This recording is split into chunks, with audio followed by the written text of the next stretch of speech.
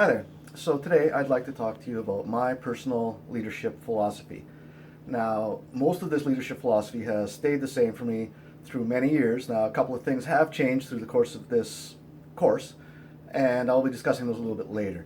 Now, first of all, for me, a leadership philosophy, the first and one of the most important things to me is being empathetic, having the empathy of knowing who the people, what the people you're leading, what they're going through, how they're feeling, and putting yourself in their place, and to really try to understand their perspective. If you can understand their perspective, you can much better lead the people in that way. Another big part of that, of course, if you're trying to lead the people that way, you also need to be ethical and be able to realize when you're being ethical and unethical and be open-minded to that, so that you're not just leading based on what you believe is right, but be open to recognizing when you're doing something for other means than what is best for everyone, which also connects to the empathy as well. Now, another big thing in leadership is being decisive. It's one thing if you're making poor decisions possibly, but a poor decision to me is still far better than no decision at all. At least give some guidance, something. You can work on a poor decision. You can't work on no decision. Another one is just setting a good example, right? Set an example of what you want. You can't tell people to do something and then not do it yourself and expect them not to notice it and not to react to it. Also an important point. Delegation.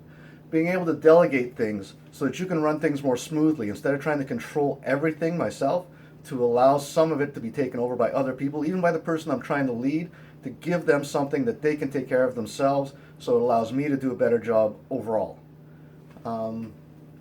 Also providing clear goals and vision.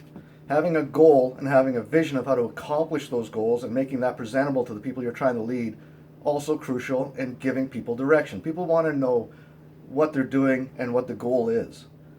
Dealing with conflict, one that I hadn't really thought of a lot, but very important too. You got to be able to resolve conflicts both between yourself and somebody else, but also possibly between others, and find a good, fair, ethical way to deal with it, but it has to be dealt with. And of course, one of the biggest ones that I always like to end with, because I think all leadership ends with trust. There has to be trust between the leader and the people that are following him. If you don't trust your leader, you're not really going to follow him completely, and it's not going to work out the way you're hoping to. Like, you're not going to get what that leader is trying to put forward if you don't buy into it, and that's based on trust.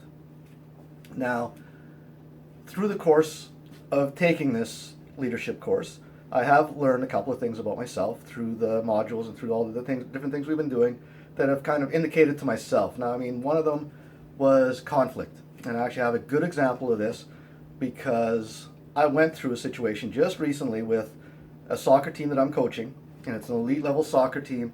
I took it over because it had no coach, and it was a last second decision. They needed someone. I volunteered to take it.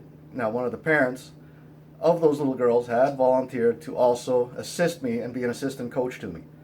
Now, one of the problems I had with him right off the bat, his main viewpoint was his daughter. He wanted to do everything as well as he could for his daughter, make everything as enjoyable as possible for his daughter and his daughter only. So ethically, he was wrong. And a lot of the things that he was promoting in practices and saying to the girls were not for the benefit of the team, not for the benefit of the individual girls, but benefited his daughter and how she could perform in the games. And that was something that I let slide. I didn't confront it. I didn't have a tough conversation with him. I kept hinting towards things and trying to guide things, hoping that I wouldn't have that confrontation, that I wouldn't have to have that one-on-one talk where I knew it couldn't possibly, there was a strong possibility it wasn't going to go well.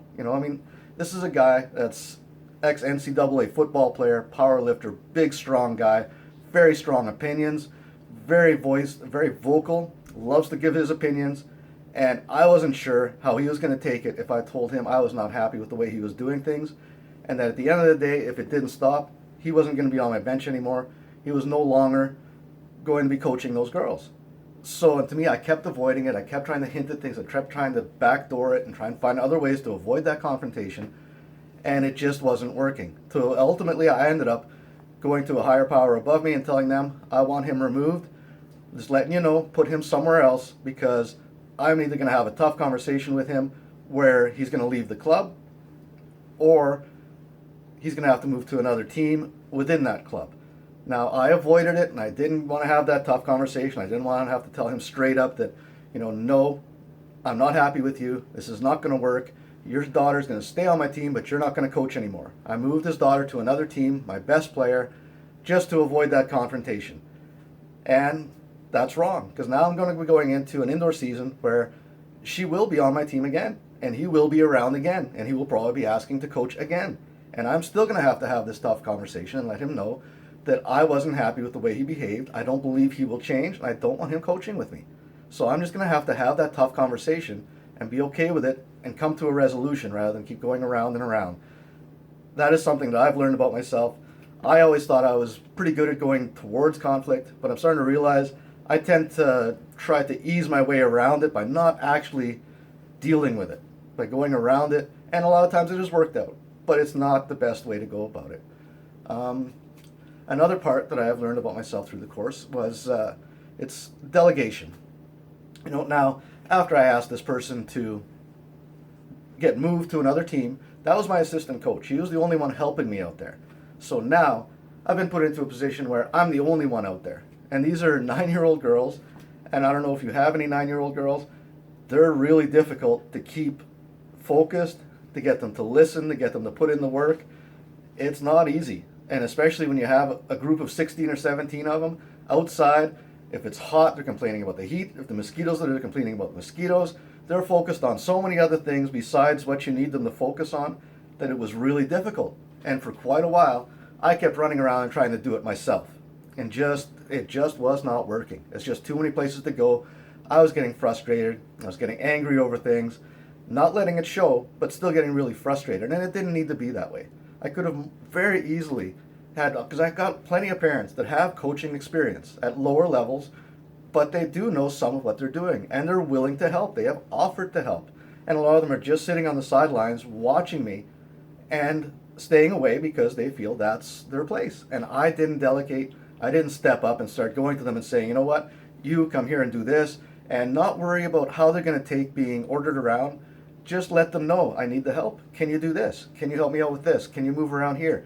That would have made it a lot smoother. Now, I eventually did learn and did realize that, no, I have to include them.